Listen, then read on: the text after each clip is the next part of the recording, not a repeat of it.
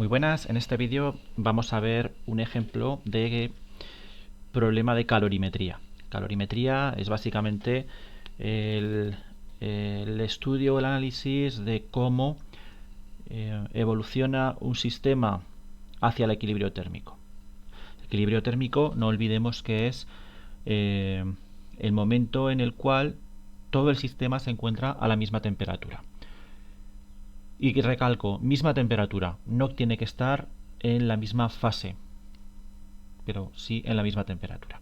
Bueno, vamos a ver un ejemplo, un ejemplo general en el cual tenemos una parte de mi sistema que está a una temperatura TF y otra parte de mi sistema que está a una temperatura TC, donde TC es mayor que TF. Bien, por simplicidad vamos a pensar que estas dos sustancias son la misma, ¿de acuerdo? Es agua, por ejemplo, agua en cualquiera de sus posibilidades, vapor, hielo o agua líquida. Entonces, lo primero que debemos preguntarnos es, ¿hay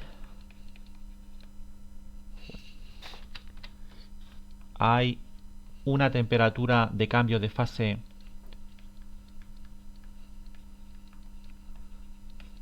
entre TF y TC, incluidas TF y TC? ¿Hay una temperatura de cambio de fase? Si la respuesta es no, la resolución de este problema se simplifica bastante. ¿Por qué? Porque lo único que va a ocurrir es que va a pasar calor de mi cuerpo a una temperatura TC al otro que está a una temperatura TF, que es menor que TC. Y este calor, ¿cómo se va a medir?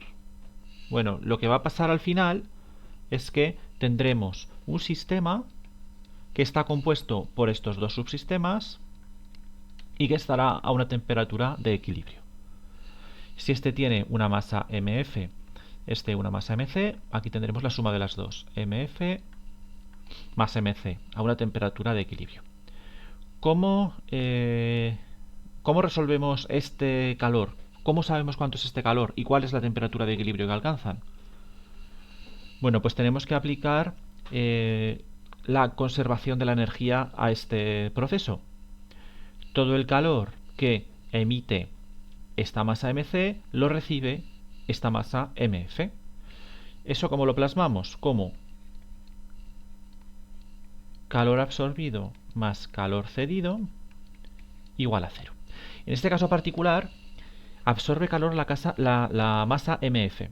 Este calor lo podemos expresar como mf por el calor específico de esta sustancia por la variación de temperatura, que es la temperatura final, TE, menos la temperatura inicial, TF. Le he llamado F y C por fría y caliente. Y esto será más el calor cedido lo cede la masa mc. Entonces tendremos m sub c por el calor específico por TE menos TC. Y eso tiene que ser igual a 0. ¿De acuerdo? Esta ecuación se debe cumplir. Y de aquí que podemos obtener, por ejemplo, nos podrían preguntar cualquiera de las variables que hay. Por ejemplo, la temperatura final de equilibrio. Entonces despejaríamos de aquí T sub E. Por ejemplo, nos podrían preguntar la masa mc para que tengamos una temperatura de equilibrio determinada. No sé. Cualquiera de los parámetros de esta ecuación nos lo podrían pedir. Fijaos que en este caso este calor específico se simplifica, entonces además se simplifica más la ecuación. Esto es si no hay una temperatura de cambio de fase entre TF y TC. Por el contrario, si la respuesta es sí, hay una temperatura de cambio de fase entre TF y TC, la cosa ya se complica un poco más.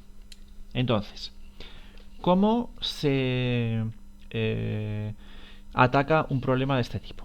Vamos a partir de la misma situación. Tenemos una masa MF a una temperatura TF y una masa MC a una temperatura TC, que es lo mismo de antes, es mayor que TF. También va a salir calor de aquí.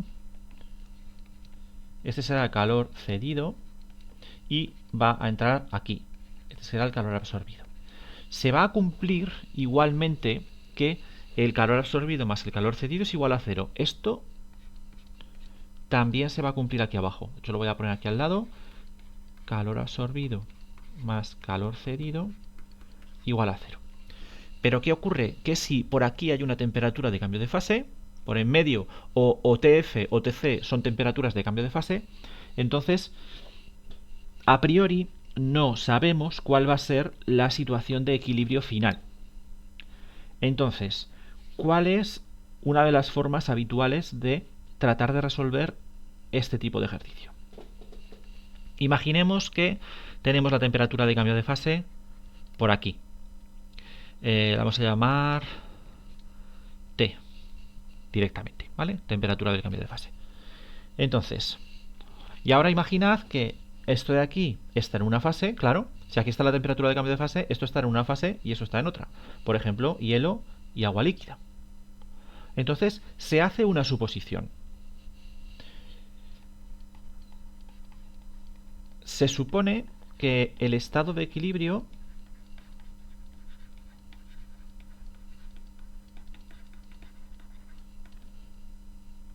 final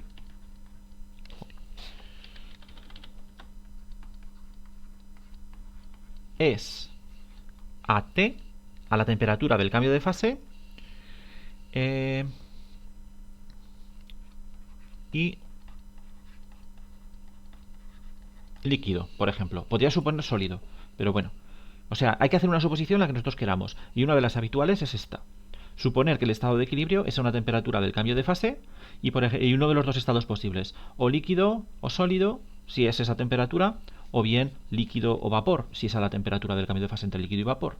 Y entonces se calcula el calor que necesita cada uno de los sistemas para alcanzar este estado que yo he supuesto. Entonces, vamos a empezar por MC. MC, ¿qué proceso debe sufrir para llegar al estado de equilibrio que yo he supuesto? MC ya es líquido. Hemos supuesto que es líquido. Entonces, lo que tiene que hacer es disminuir su temperatura desde la temperatura que tiene, TC, hasta la temperatura T, porque ya es líquido. Entonces, el calor, que le vamos a llamar a este calor Q1, será igual a MC por el calor específico por el incremento de temperatura. En este caso es T menos TC. Ese sería el calor que necesita la masa MC para llegar a la situación que yo he supuesto.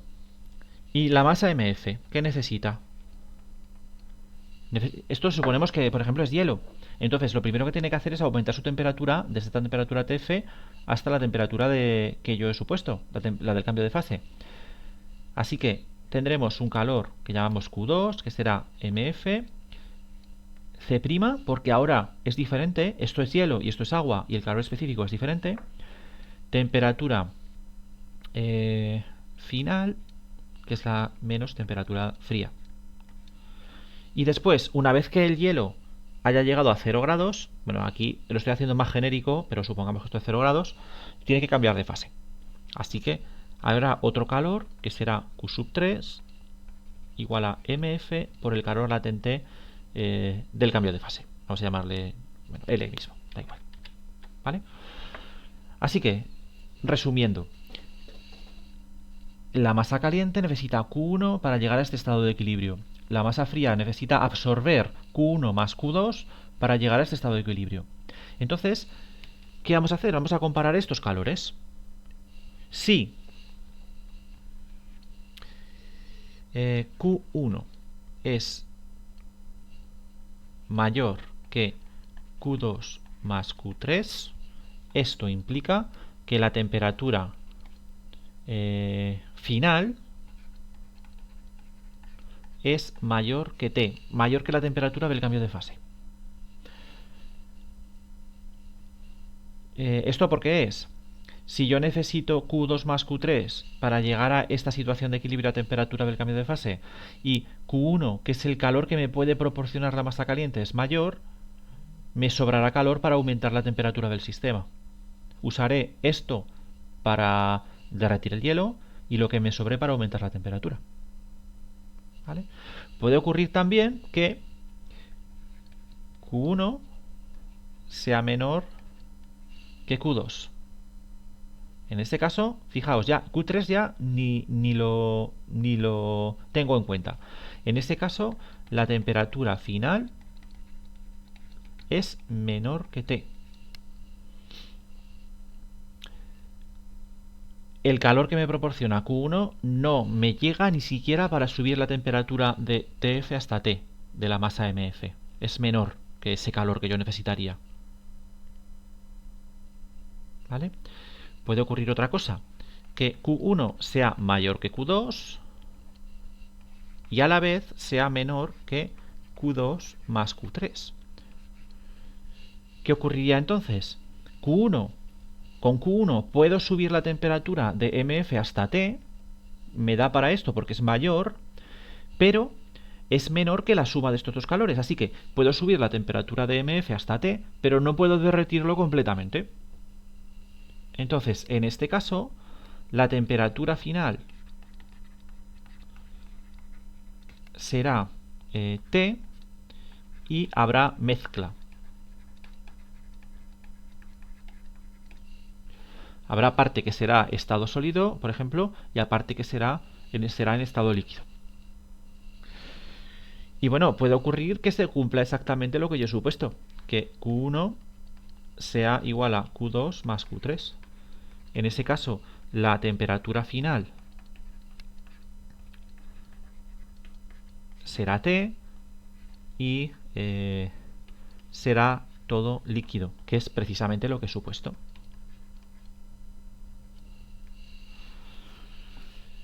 Espero que se haya entendido las diferentes posibilidades que pueden ocurrir, que básicamente se resumen en calcular los calores que se ceden o absorben en cada uno de los procesos termodinámicos que ocurren, ¿vale? Para un lado o para el otro. Y bueno, nos vemos en el siguiente vídeo.